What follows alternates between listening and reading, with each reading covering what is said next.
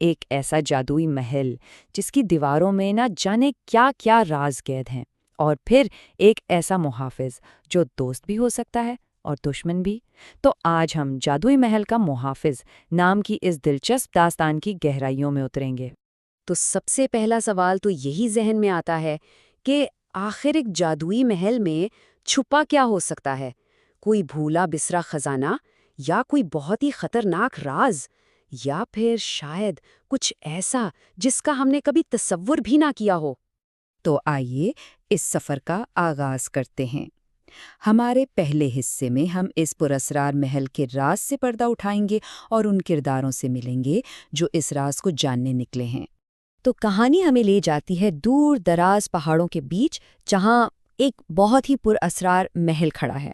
اچھا، اس کے بارے میں مشہور یہ ہے کہ یہاں جادو بھی ہے اور جن بھی بستے ہیں، مطلب ایک ایسی جگہ جو ڈراتی بھی ہے اور اپنی طرف کھینچتی بھی ہے، اور بس یہیں سے ہمارا سفر شروع ہوتا ہے۔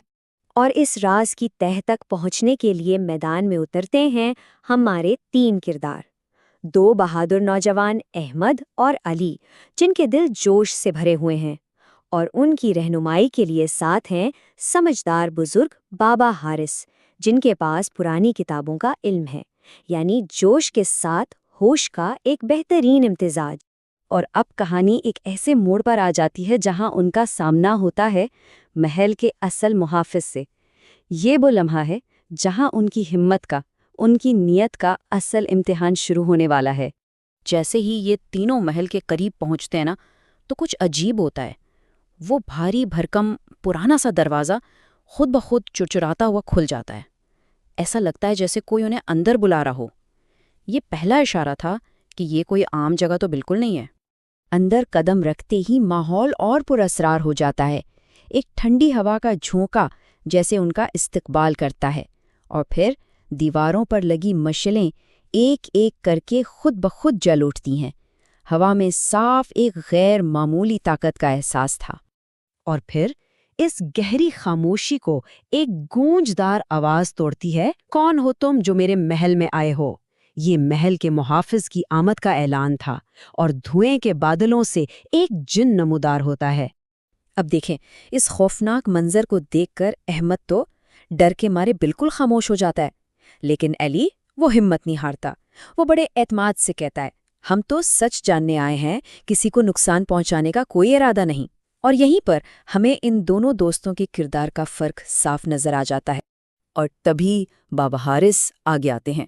وہ گھبراتے نہیں ہیں، بلکہ بڑے سکون سے اپنی کتاب کھولتے ہیں اور ایک حفاظتی دعا پڑھنا شروع کر دیتے ہیں۔ ان کے اس ایک عمل نے جیسے تصادم کا رخ ہی بدل دیا۔ یہ طاقت کا نہیں بلکہ حکمت کا مظاہرہ تھا۔ جن کا رد عمل سب کی توقعات کے بالکل برعکس تھا۔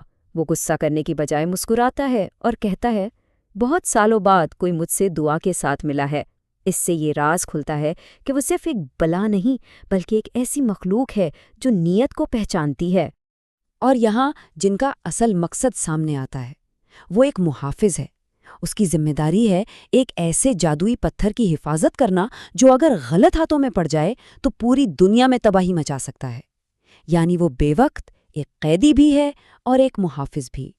اور اب کہانی اپنے مرکزی حصے میں داخل ہو رہی ہے، یعنی نیت کی آزمائش۔ اب یہ دیکھا جائے گا کہ کیا یہ تینوں واقعی اس راز کو جاننے کے اہل ہیں بھی یا نہیں، جن ان تینوں کو آزمانے کا فیصلہ کرتا ہے۔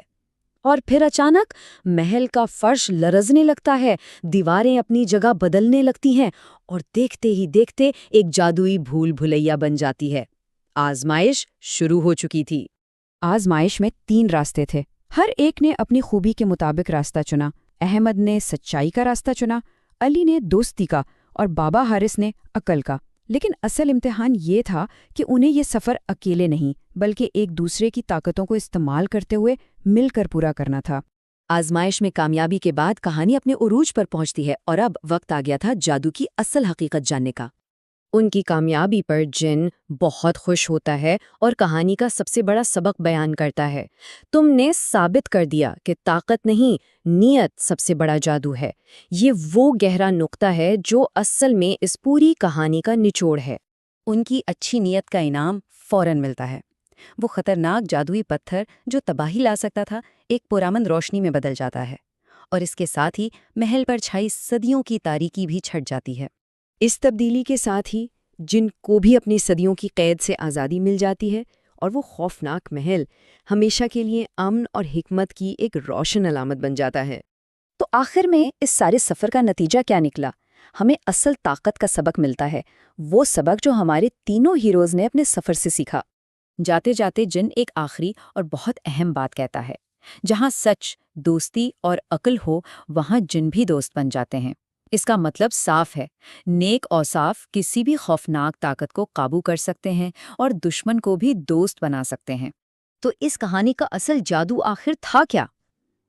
کوئی منتر نہیں، کوئی طاقتور چیز نہیں، بلکہ وہ 3 انسانی خوبیاں: سچائی، دوستی اور عقل۔ یہی وہ اصل طاقتیں تھیں جنہوں نے ہمارے ہیروز کو کامیاب کیا۔ اور کہانی کا سبق بالکل واضح ہے، جب سچائی، ہمت اور عقل ایک ساتھ مل جائیں تو بڑے سے بڑا جادو بھی بے اثر ہو جاتا ہے، کیونکہ اصل طاقت ہتھیاروں میں نہیں، کردار میں ہوتی ہے۔ تو آخر میں یہ سوال ہمارے لیے ہے، ہماری اپنی زندگی میں وہ کون سے جادوئی محل ہیں، وہ کون سی آزمائشیں ہیں جنہیں